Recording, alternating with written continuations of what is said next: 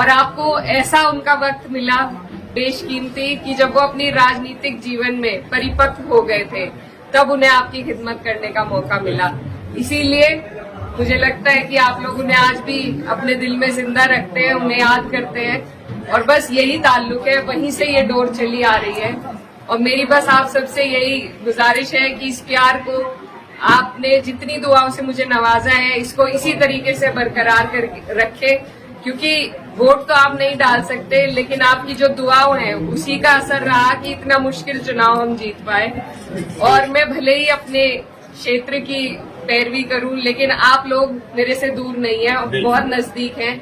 जहां भी जिस भी लायक में हूं, आप लोगों का कोई ऐसा काम, कोई ऐसी अड़चन जिसे मैं दूर कर सकूं तो वो मेरे पास जरूर आइएगा आप। और इंशाल्लाह जैसे मेरे वालिद साहब आप सबके लिए खड़े रहते थे मैं भी उसी तरीके से खड़ी रहूंगी।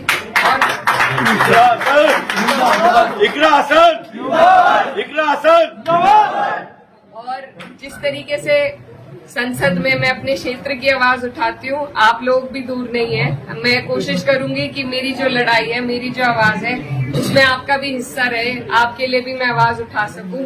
और ये घर हमारा पुराना घर रहा है, नजीर भाई है, इनसे पुराना ताल्लुक है, तो ये ताल्लुक ये इसी तरीके से बनकर बरकरार रहेगा।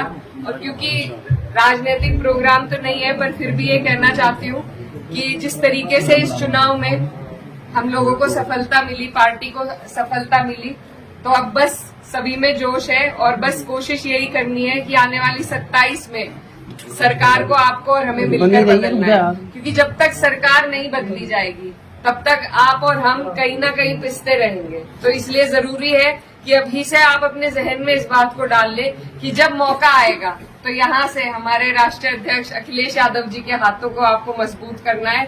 और सरकार 10 साल से हम झेल रहे, अब की बार मेहनत करके बिना किसी उसके सबको एकजुट होकर उसे बदल के दिखाना है, अपनी सरकार बनानी है।